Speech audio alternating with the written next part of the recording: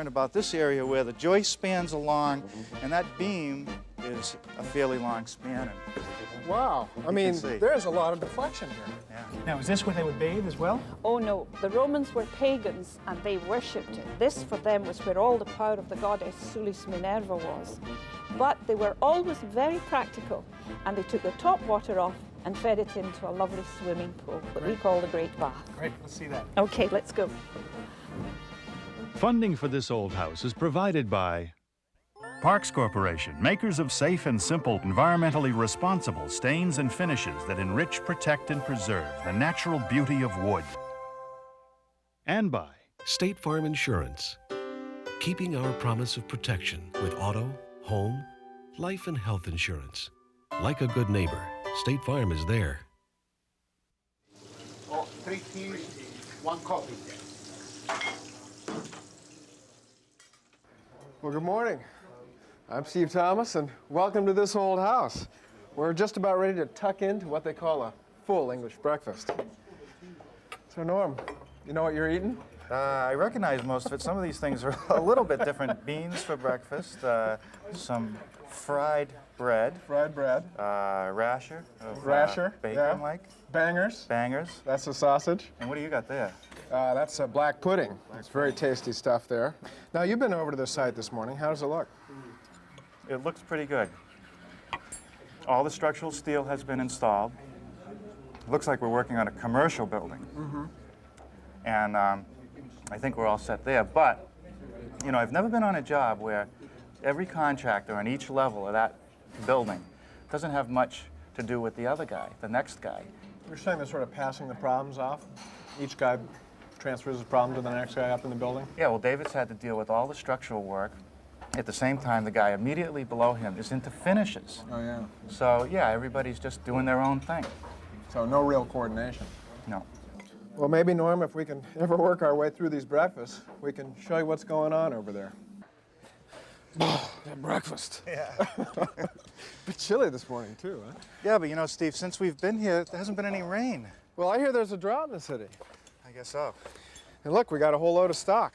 Yeah, you know, a lot of the wood products that are used here in Great Britain actually come from North America. And these are hem for a joist. Yeah, they're full sizes, full dimensions? Full 2x8s and 2x10s. And they'll be for the framing of the floor and the roof. Yeah. And then we got a big stack of plywood. Right, that's southern yellow pine right out of mills in the United States. Huh. Boy, I can't wait to see what's going on upstairs.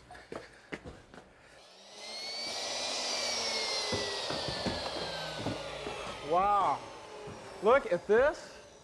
Gee, it looks like a commercial building. This is sure unbelievable. Incredible. David. There's a lot of heavy metal here. Yeah, I'll you had an say. exciting day, I understand. Well, we did. It was a windy day, and there's a lot of steelwork which had to come through this scaffolding here.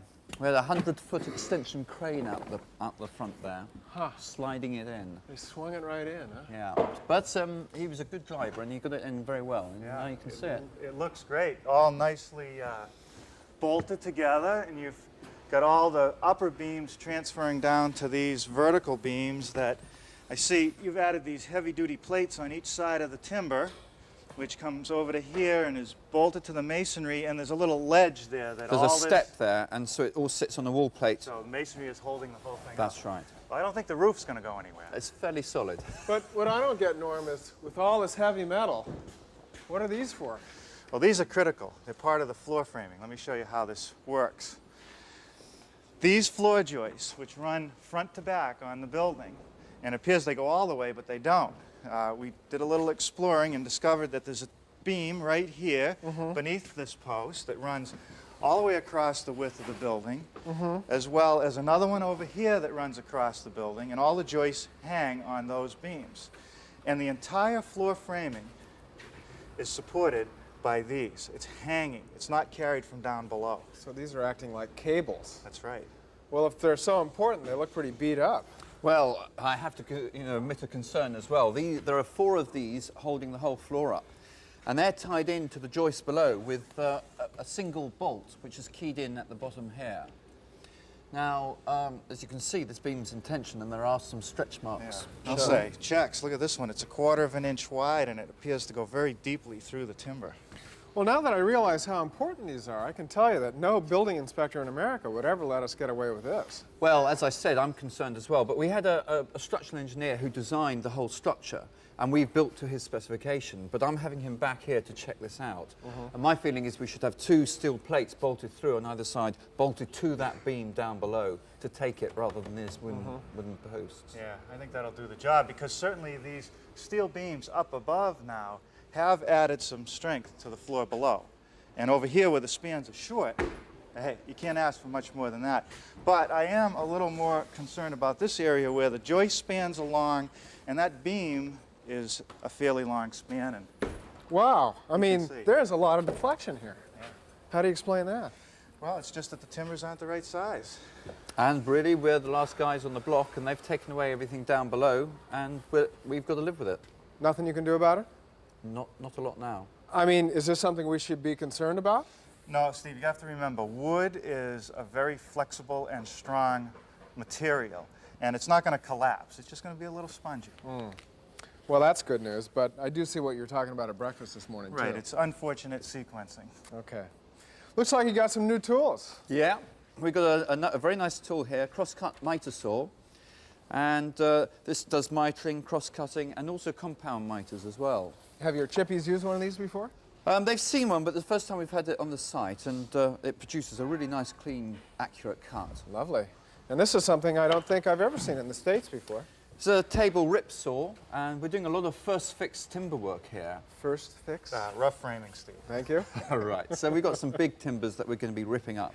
And we've got a rip fence here, which is adjustable, and we can, you know, do for the width. Yeah. But also, this frame comes off, and we can put it on the side here for cross-cutting as well. Yeah. So instead of having slots in the table for a miter gauge, you just have a rail. That's kinda right, nice. and that fits on there. Is it light enough to lug around? Yeah, it's nice. It's a nice balance. It's light enough, but it's also sturdy enough for the site. Great.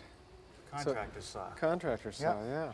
Well, I understand you met with the irrepressible Richard Trethewey. I have met with Richard. Yeah.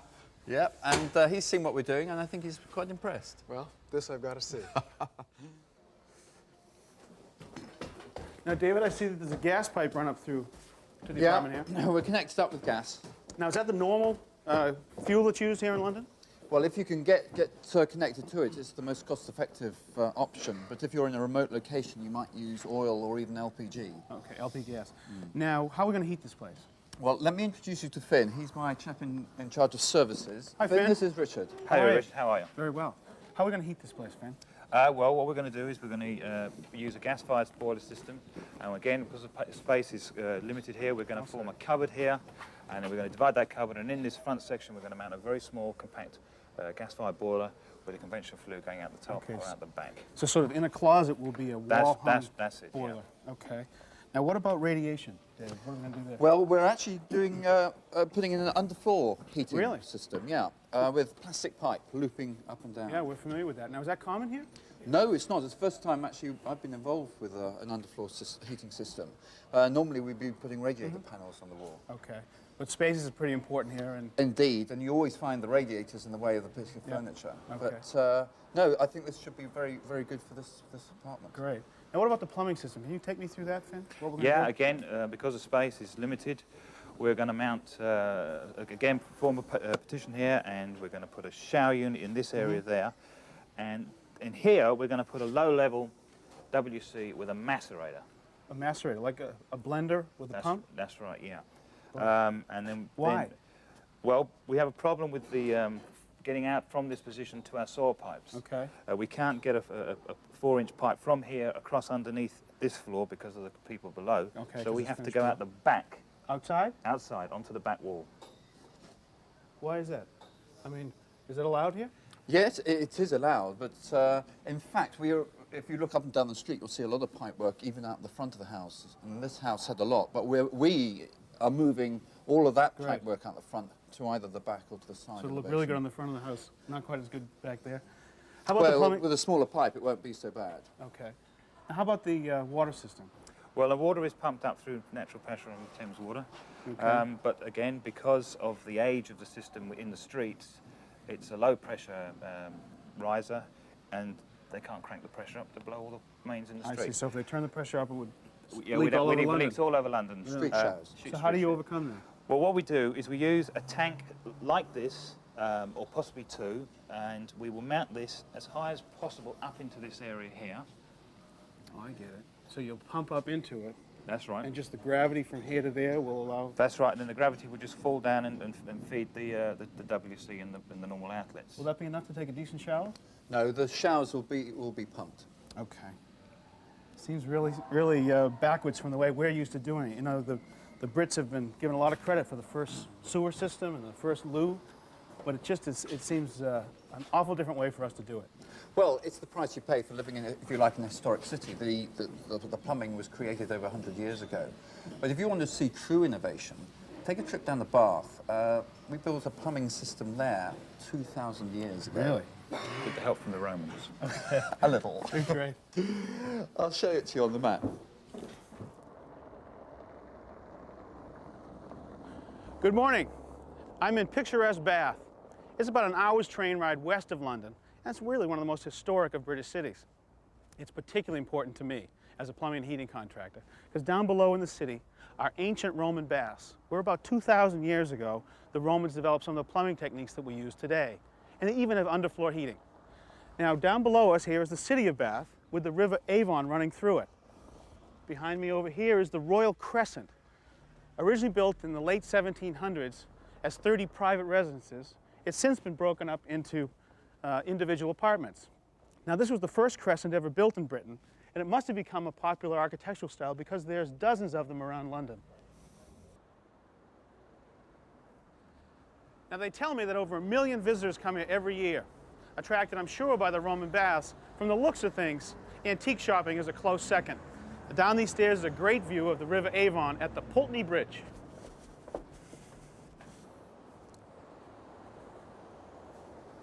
The famous River Avon, the same river that runs through Shakespeare's birthplace up in Stratford and continues by a series of canals to the River Thames and on out to the sea.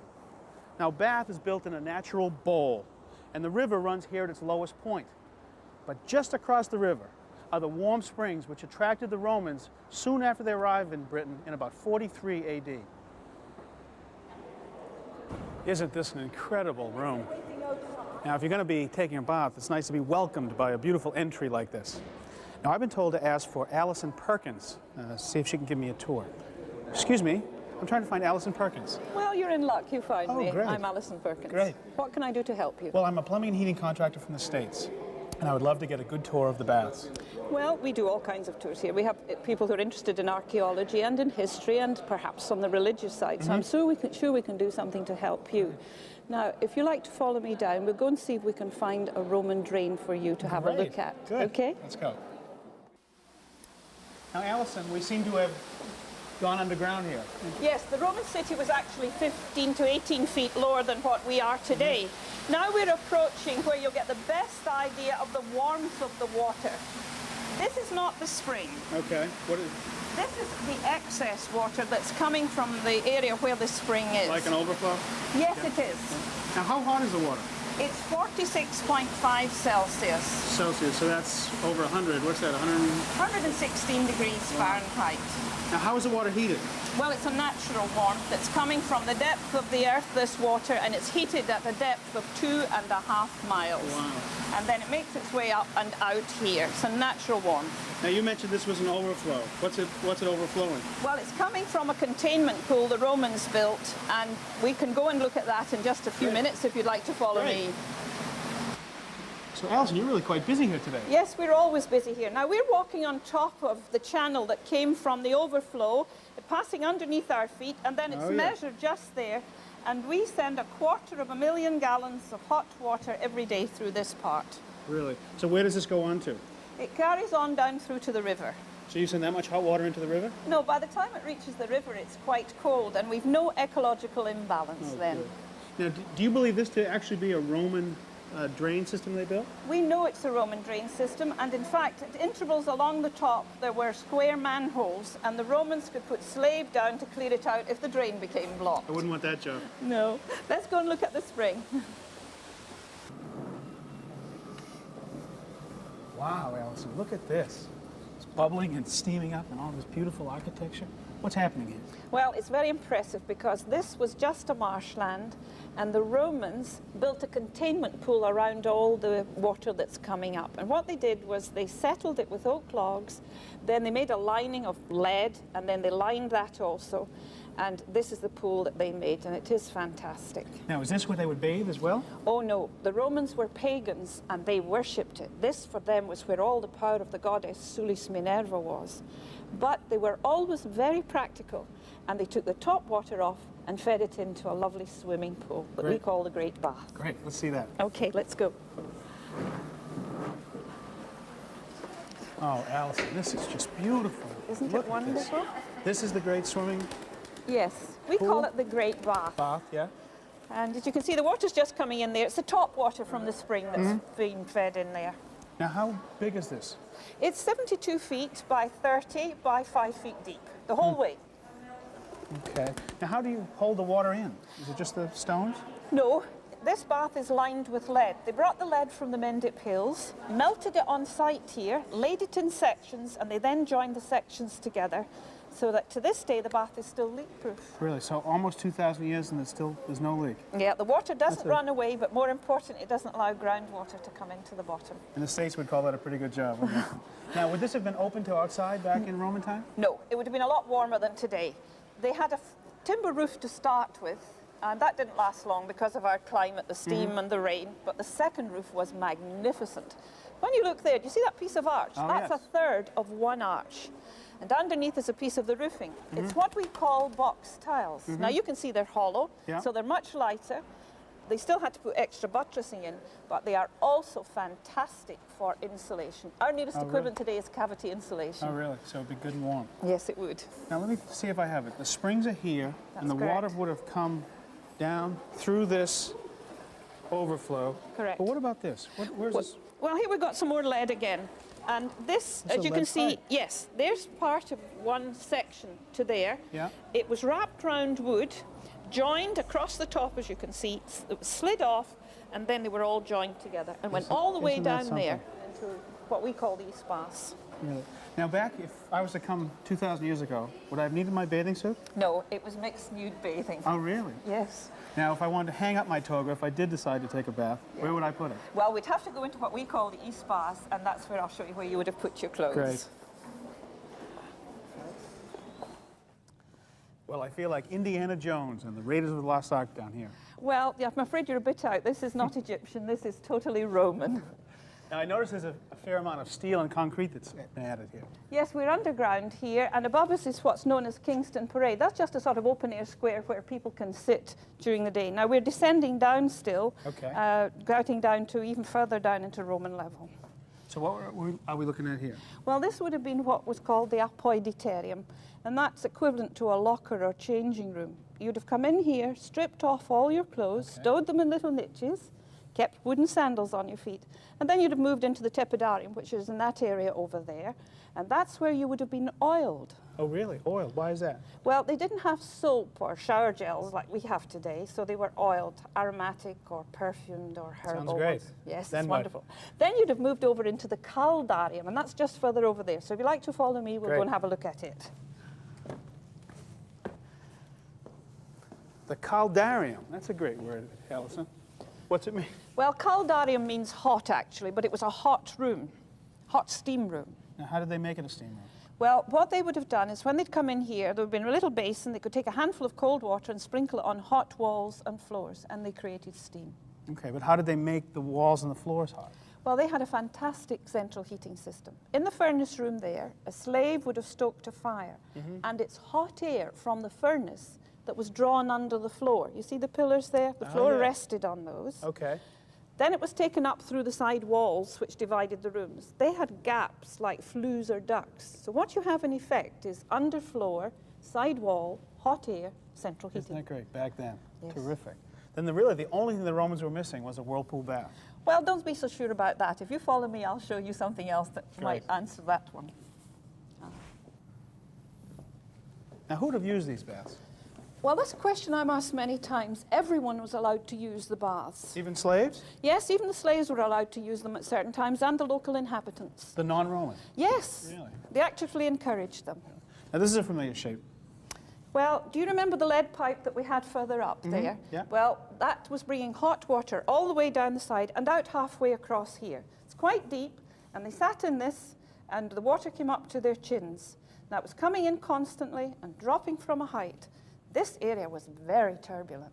So the water would drop in and really stir it up like a modern whirlpool bath. Exactly. Well, they had everything here. Yes. I'm only sad that I didn't bring my oil and my sandals. Well, I'm sorry to have to tell you, no swimming allowed here. Well, thank you for the tour. Let's go get a cup of tea. Well, thank you, but I'm not very fond of tea, thank you. Oh, no.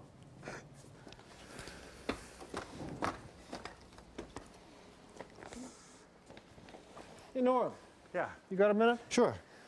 I was wondering, if you were going to put a steel beam into a masonry wall, say you were doing a building down in Boston's Back Bay, is this the way you do it?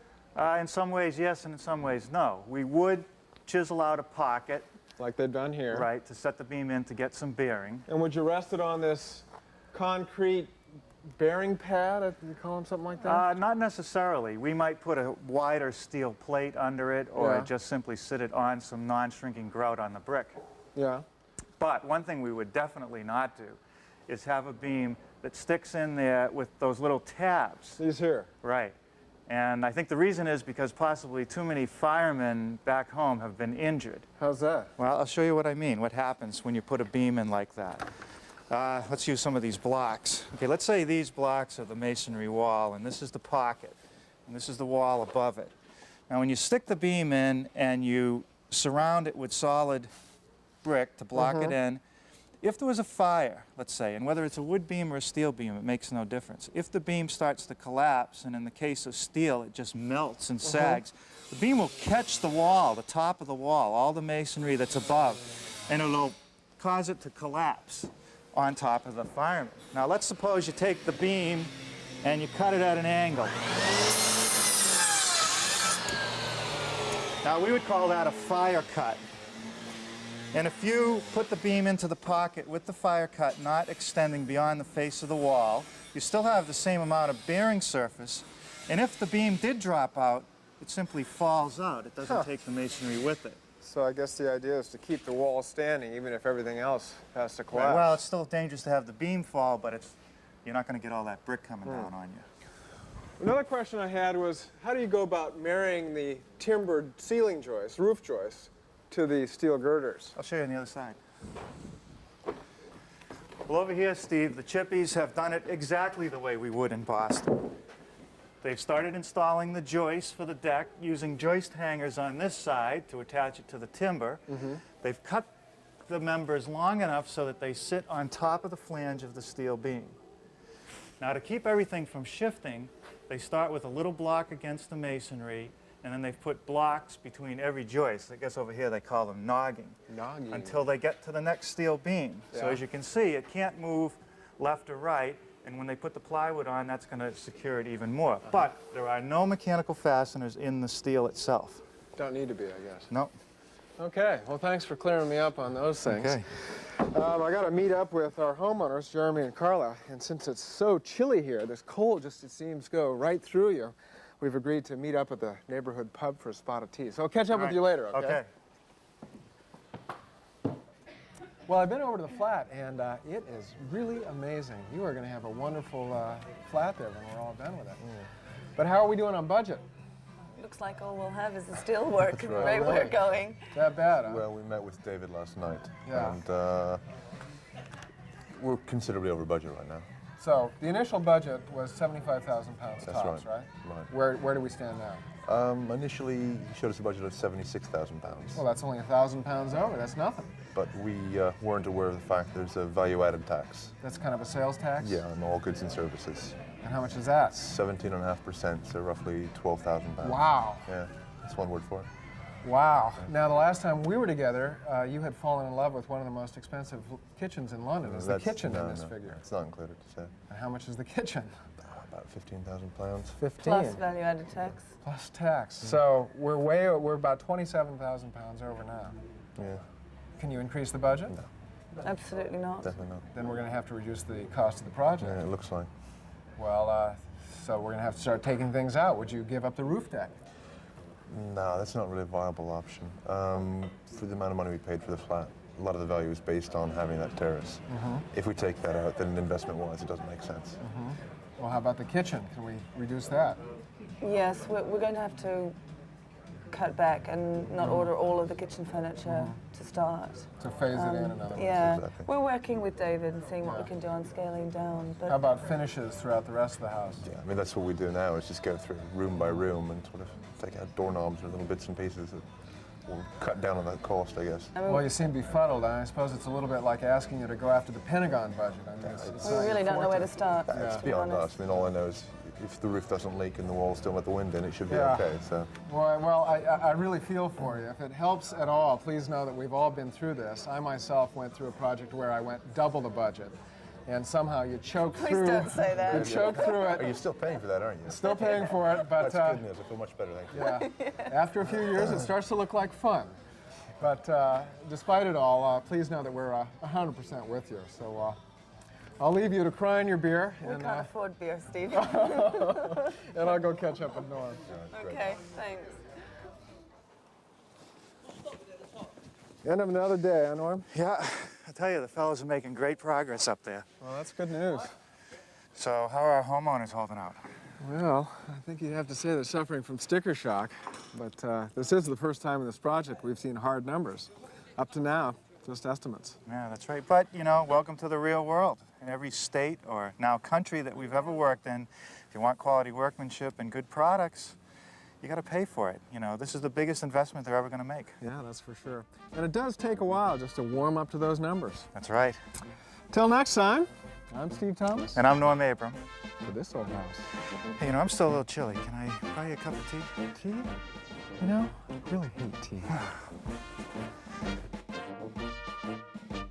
Funding for this old house is provided by Parks Corporation, makers of safe and simple, environmentally responsible stains and finishes that enrich, protect, and preserve the natural beauty of wood. and by State Farm Insurance. Keeping our promise of protection with auto, home, life and health insurance. Like a good neighbor, State Farm is there.